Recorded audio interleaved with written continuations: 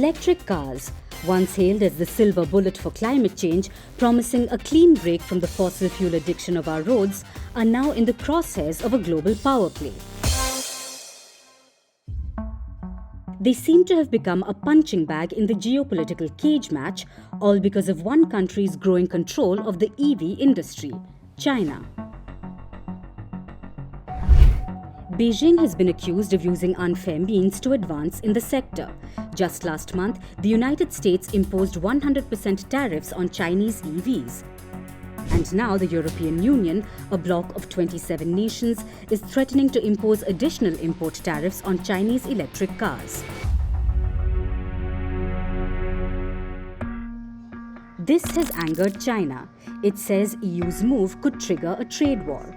So while Europe mulls action, China has already made its first move.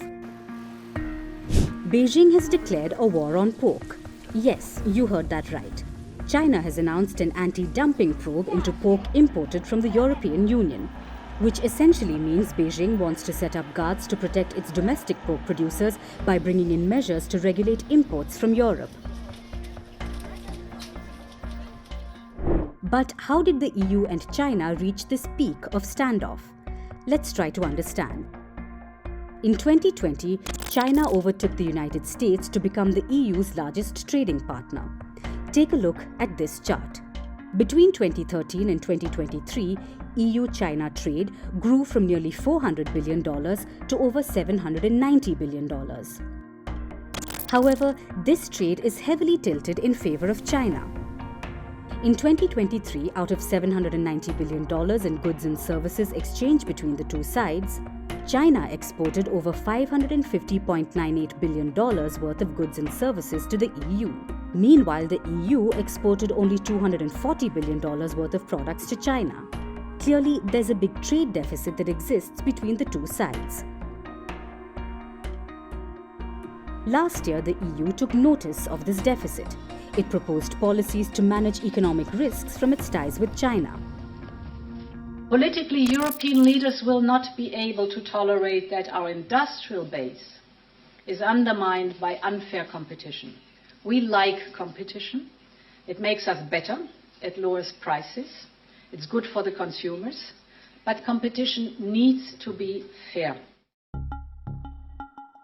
A big chunk of China's trade with the EU is that of cars.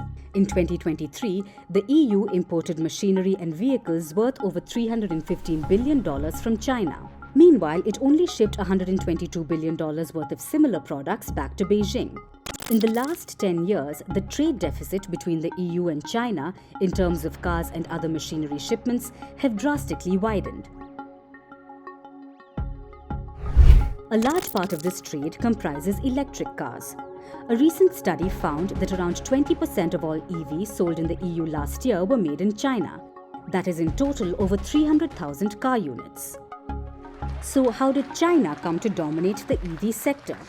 Policies by the Xi Jinping government have played a crucial role here. China offered domestic EV makers generous support. They offered subsidies, tax cuts, and tempting procurement contracts.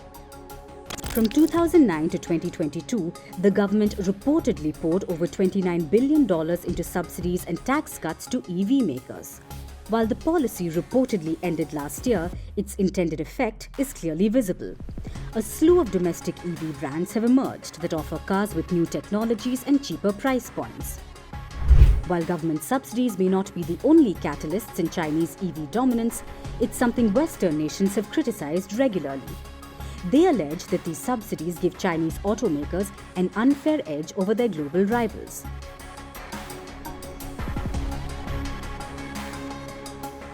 The European Union claims Chinese EV makers benefit from unfair subsidization. The bloc claims that China's moves threaten the interests of EU automakers. The EU also proposed to impose new tariffs on Chinese EV makers.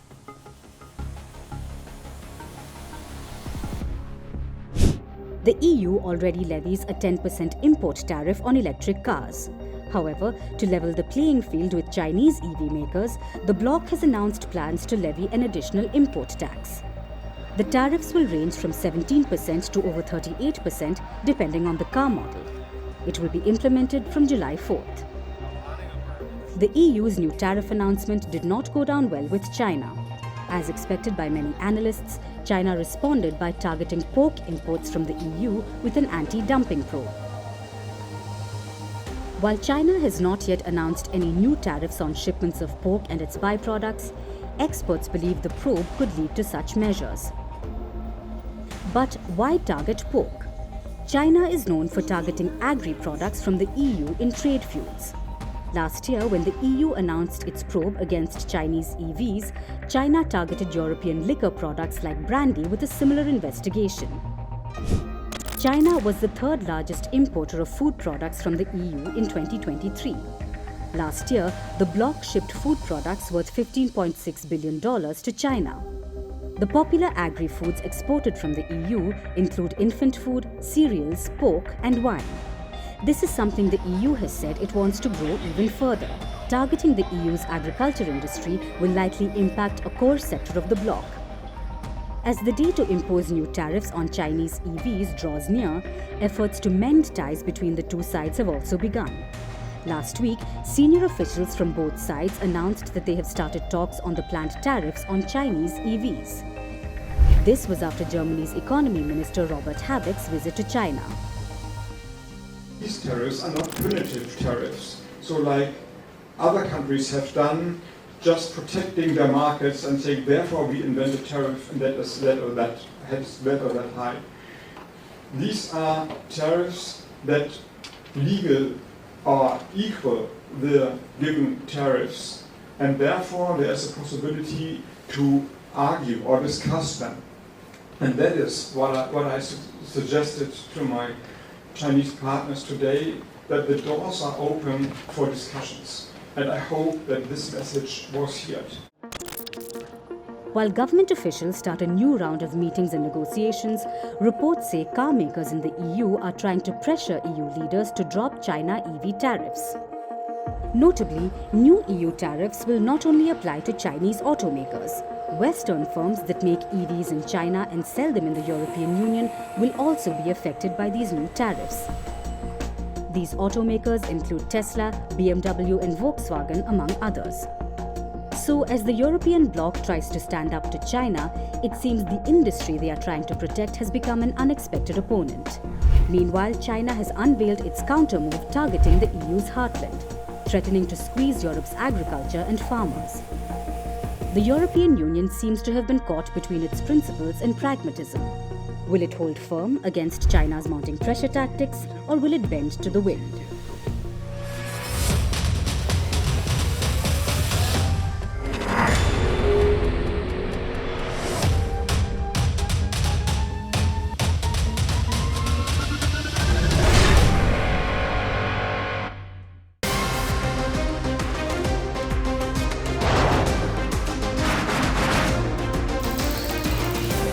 On the show today, the T20 World Cup bandwagon has moved across to the West Indies. What can we expect from this?